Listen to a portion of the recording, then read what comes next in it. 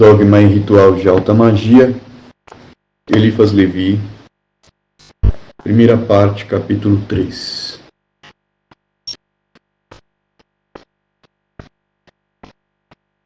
O Triângulo de Salomão. Plenitudo vocis, vina, isis. O verbo perfeito é o ternário, que supõe um princípio inteligente, um princípio falante e um princípio falado. O absoluto que se revela pela palavra proporciona a essa palavra um sentido igual a si mesmo e cria um terceiro sentido na inteligência dessa palavra. Assim é como o Sol se manifesta por sua luz e prova essa manifestação ou a torna eficaz por meio de seu calor. O ternário está traçado no espaço pela ponta culminante do céu, o infinito em altura, que se une por meio de duas linhas retas e divergentes ao oriente e ao ocidente. Contudo, a esse triângulo visível, a razão confronta outro triângulo invisível, que afirma ser igual ao primeiro. É esse o que tem por cima a profundidade, e cuja base invertida é paralela à linha horizontal que vai do Oriente ao Ocidente. Esses dois triângulos, reunidos em uma só figura, que é a de uma estrela de 6 raios, formam um signo sagrado do selo de Salomão, a estrela brilhante do macrocosmo. A ideia do infinito e do absoluto se manifesta por meio desse signo, que é o grande pentáculo, isto é, o mais simples e o mais complexo resumo da ciência de todas as coisas. A própria gramática atribui 3 pessoas ao verbo. A primeira é a que fala, a segunda, a quem se fala, e a terceira, de quem se fala. O princípio infinito, criando, fala de si mesmo, a si mesmo. Eis aqui a explicação do ternário e a origem do dogma da Trindade. O dogma mágico também é em 3 e 3 em 1. O que está em cima parece ou é igual ao que está embaixo. Assim, duas coisas que se parecem e o verbo que manifesta sua semelhança fazem 3.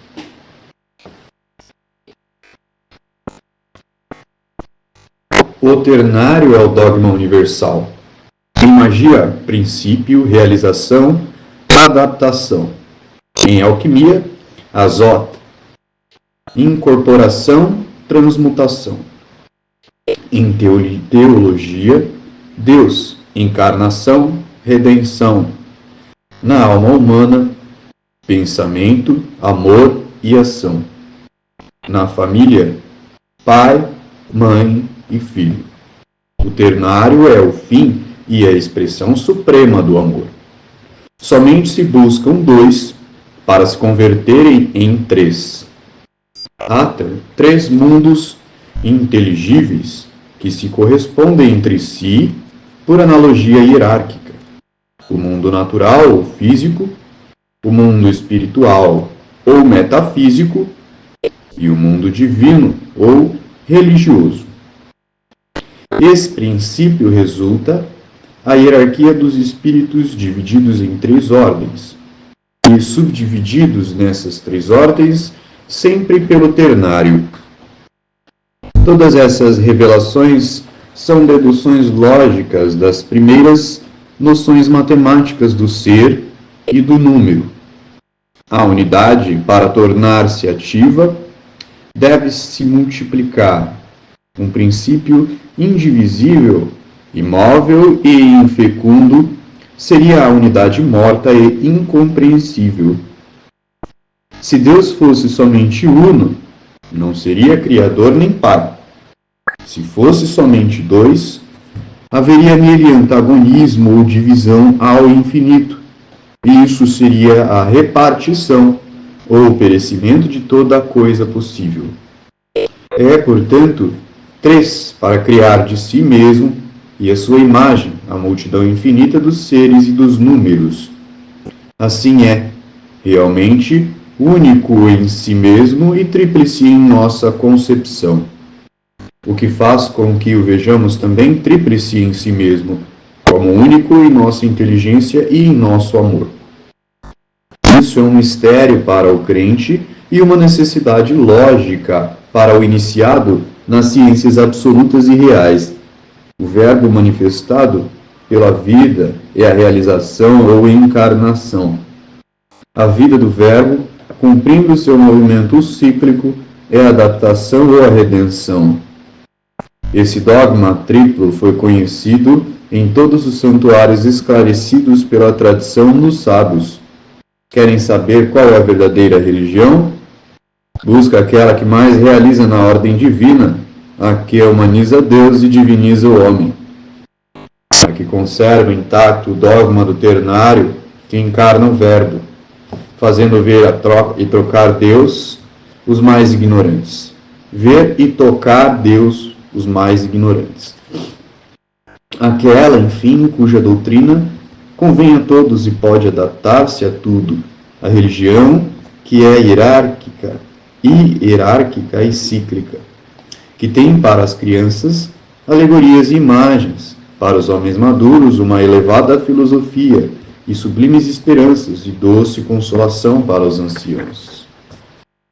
Os primeiros sábios que buscavam a causa das causas viram o bem e o mal no mundo, observaram a luz e a sombra, compararam o inverno com a primavera, a velhice com a juventude, a vida com a morte, e disseram: a causa primária é benfeitora e rigorosa, vivifica e destrói.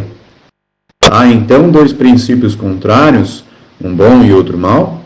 Perguntaram os discípulos de Manés. Não. Os 2 princípios do equilíbrio universal não são contrários, ainda que opostos em aparência, porque é uma sabedoria única a que opõe um ao outro. O bem está à direita, o mal à esquerda, porém a bondade suprema se acha acima de ambos, e ela se servirá do mal para o triunfo do bem, e do bem para a reparação do mal. O princípio da harmonia está na unidade, e isso é o que concede na magia tanto poder ao número ímpar. Entretanto, o mais perfeito dos números ímpares é o 3, porque é a trilogia da unidade. Nos trigramas de Forre, o ternário superior se compõe em 3 yang, ou figuras masculinas, porque na ideia de Deus, considerado como princípio da fecundidade nos 3 mundos, seria inadmissível qualquer coisa passiva. É também por isso que a Trindade cristã não admite de forma alguma personificação da Mãe, que está implicitamente enunciada na de seu Filho. Também é por isso que é contrário às leis da simbologia hierática e ortodoxa personificar o Espírito Santo sobre a figura de uma mulher. A mulher sai do homem como a natureza sai de Deus. Assim o Cristo se eleva ele mesmo ao céu e assume a Virgem Maria. Disse a ascensão do Salvador e a assunção da Mãe de Deus. Deus, considerado como Pai, tem a natureza por filha, como Filho, tem a Virgem por mãe e a Igreja por esposa. Como Espírito Santo, regenera e fecunda a humanidade. Por isso, nos trigramas de Forre, aos 3 yangs superiores correspondem os 3 yin inferiores, porque os trigramas de Forre são um pentáculo semelhante aos 2 triângulos de Salomão, porém com uma interpretação ternária de 6 pontos da estrela flamejante.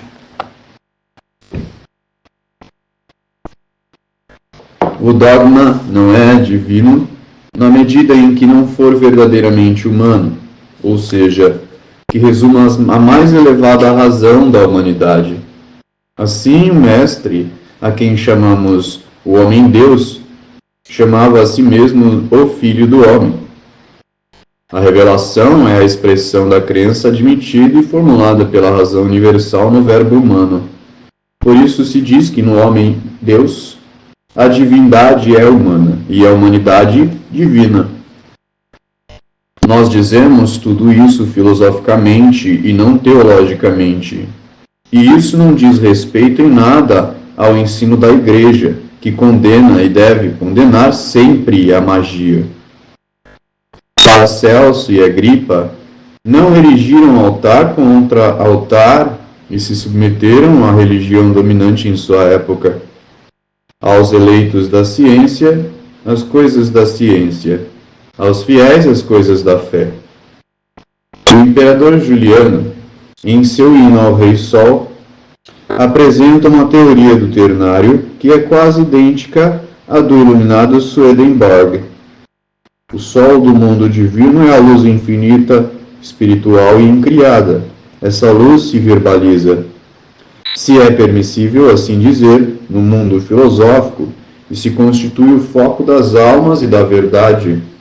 Depois incorpora e se converte em luz visível no Sol do terceiro mundo, Sol central de nossos sóis e cujas estrelas fixas são faíscas sempre visíveis.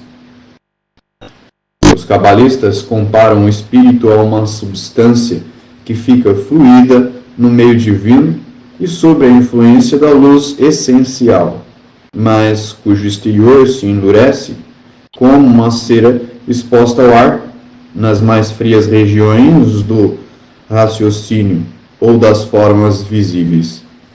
Tais cascas ou envoltórios petrificados, diríamos melhor, carnificados, se essa palavra fosse admissível, são a causa dos erros e do mal, que provém do peso e da dureza dos envoltórios anímicos.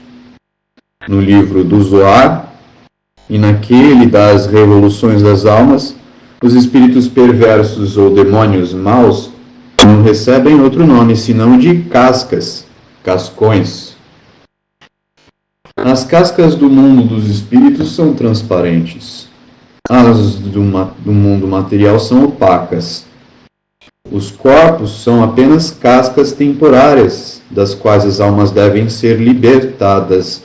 Entretanto, aqueles que obedecem ao corpo nesta vida formam um corpo interior ou uma casca fluídica que se converte em sua prisão e suplício depois da morte.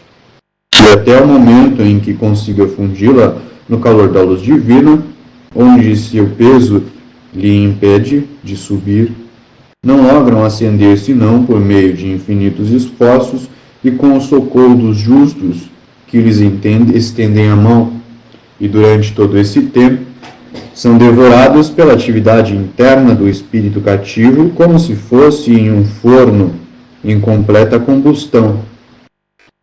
Há aqueles que alcançam a fogueira da expiação, que queimam por si mesmos nela, como Hércules no Monte Eta, e se livram assim de seus tormentos.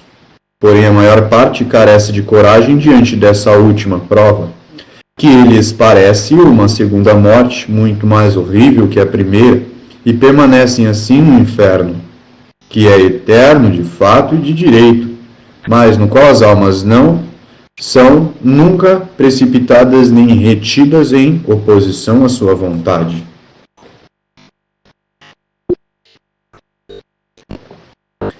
Os três mundos se correspondem conjuntamente pelas 32 vias de luz, que são os degraus da escada santa. Todo pensamento verdadeiro corresponde a uma graça divina no céu e a uma obra útil na terra.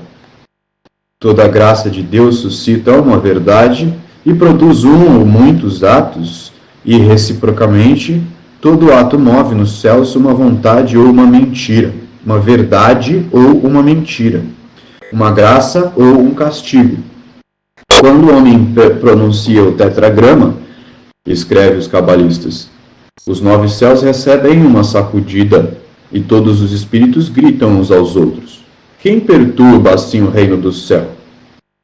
Então a terra revela ao primeiro céu os pecados do temerário, que toma o nome do Eterno em vão.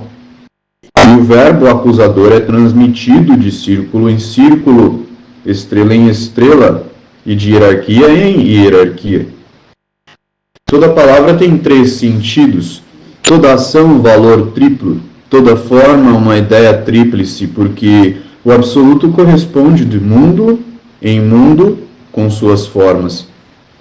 Toda determinação da vontade humana modifica a natureza, interessa a filosofia e escreve no céu. Há, portanto, 2 fatalidades. Uma resultante da vontade do incriado, de acordo com sua sabedoria, outra resultante das vontades criadas e de acordo com a necessidade das causas secundárias em suas relações com a causa primeira. Nada é, pois, indiferente na vida, e nessas mais singelas determinações provocam com frequência uma série incalculável de bens ou de males, sobretudo nas relações de nosso diáfano com o grande agente mágico, como logo explicaremos. Sendo o ternário o princípio fundamental de toda a Cabala, ou tradição sagrada de nossos ancestrais, teve de ser o dogma fundamental do cristianismo, do que se explica o dualismo aparente pela intervenção de uma harmoniosa e toda poderosa unidade. O Cristo não escreveu seu dogma, e só o revelou em segredo ao seu discípulo favorito, o único cabalista, o grande cabalista entre os apóstolos. Assim, o Apocalipse é o livro da gnose, ou doutrina secreta dos primeiros cristãos.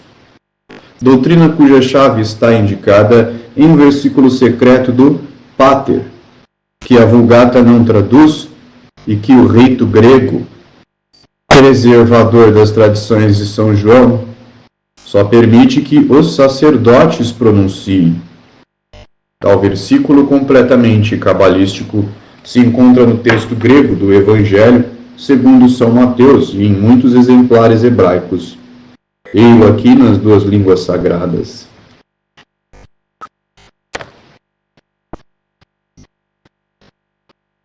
A palavra sagrada Malkut, empregada em lugar de Keter, que é seu correspondente cabalístico, e a balança de Geburah e de Hesed, repetindo-se nos círculos aos céus que os gnósticos chamavam de éons, dá a esse versículo oculto a chave de abóbada de todo o templo cristão. Os protestantes o traduziram e conservaram em seu Novo Testamento, sem encontrar a elevada e maravilhosa significação que lhes desvelaria todos os mistérios do Apocalipse. Contudo, constitui uma tradição da Igreja que a revelação desses mistérios está reservada para a consumação dos tempos. Malkut, apoiado sobre Geburah e sobre Hesed, é o templo de Salomão, que tem por colunas Jaquim e Boaz. Esse é o dogma adâmico, apoiado, por um lado, na resignação de Abel, e, por outro lado, no trabalho e nos remorsos de Caim. É o equilíbrio universal do ser, baseado na necessidade e na liberdade, na fixidez e no movimento. É a demonstração da alavanca universal, buscada em vão por Arquimedes, um sábio que empregou todo o seu talento para tornar-se obscuro e que morreu sem ter desejado fazer-se compreender. Havia resolvido essa suprema equação, descoberta por ele na Kabbalah, e temia, acima de tudo, que se pudesse saber. Caso ele se explicasse mais claramente a origem de suas descobertas.